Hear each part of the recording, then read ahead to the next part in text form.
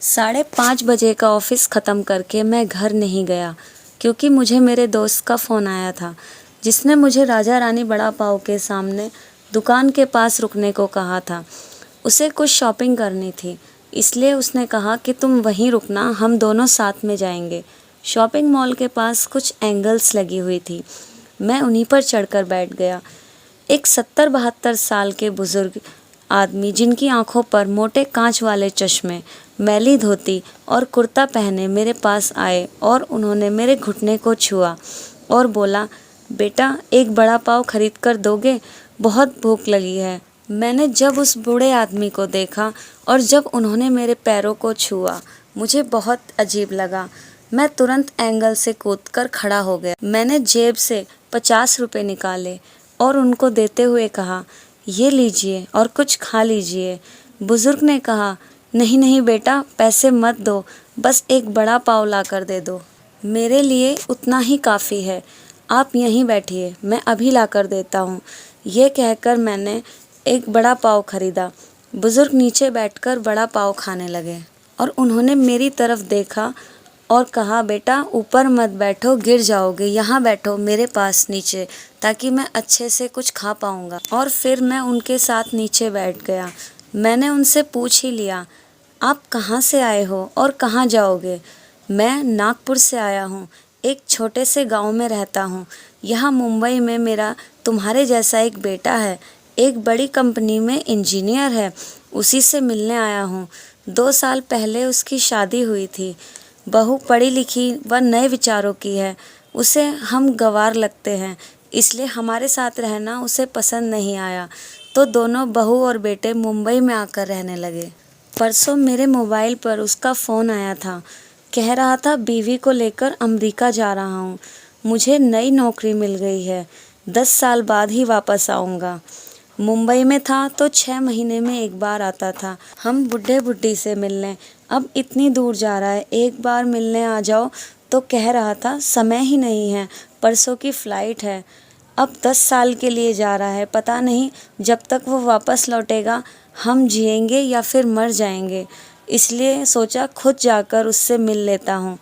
कल शाम से एयरपोर्ट को ढूंढ रहा हूँ, लेकिन लोग कहते हैं इस एरिया में कोई एयरपोर्ट ही नहीं है। उनकी बात सुनकर मैंने कहा, अंकल लोग सच कह रहे हैं, सेंटा क्रूज़ में कोई भी एयरपोर्ट नहीं है। बुजुर्ग ने कहा, लेकिन परसों बेटे का फ़ोन आया था तो उसने यही का पता लिखवाया था, मुझे लगता है यह फ़ोन ख़राब हो गया है, फ़ोन नहीं आ रहा है बेटे का। मैंने उसको बताया था मिलने आ रहा हूँ। अब मेरे हाथ में एक चिट्ठी और एक मोबाइल था। मैंने मोबाइल चेक किया, वो ठीक चल रहा था, नेटवर्क भी पूरे आ रहे थे। मैंने अंकल से पूछा, आपको फ़ोन नहीं लगाना आता, आप कर लेते बेटे को फ़ोन। नहीं नहीं बेटा, मुझे कहाँ लगाना आता है, कोई फ़ोन कर लेता है तो सिर्फ सुन लेता हूँ। मैंने कॉल डिटेल चेक की तो आखिरी कॉल 2 बार बजने के बाद कट कर दिया गया था और फिर मैंने एड्रेस की चिट्ठी खोलकर देखी, उसमें जहाँ हम बैठे हैं वहीं का एड्रेस था, यानी अंकल को जानबूझकर गलत एड्रेस दिया गया था। मैं अब सब कुछ समझ चुका था, अपने माँ बाप से उनका बेटा पीछा छुड़ाना चाहता था। तब तक वहाँ पर मेरा दोस्त भी आ गया था और उसने मुझे चलने के लिए कहा। मैंने कहा, 2 मिनट रुक, बस अभी चलते हैं। मैंने फिर से बुजुर्ग की तरफ देखा और सोच में पड़ गया कि अपने बेटे की तरफ से मिल रही धोखेबाजी को समझ ही नहीं पा रहे हैं। मैंने बुजुर्ग से कहा कि आपका बेटा अब प्लेन में बैठ चुका होगा, अब आपकी मुलाकात उससे नहीं हो पाएगी, अच्छा होगा अब आप वापस लौट जाएं। मेरी बात सुनते ही उनकी आंखों में आंसू भर आए और आंसू भरी आंखों से उन्होंने मेरी तरफ देखा। मैंने उनके हाथ में एक स्टील का डब्बा देखा और पूछा, अंकल इसमें क्या है? अंकल ने जवाब दिया, इस डिब्बे में मोतीचूर के लड्डू हैं बेटा, मेरे बेटे को ये लड्डू बहुत पसंद हैं, उसकी माँ ने खास उसी के लिए भेजे हैं।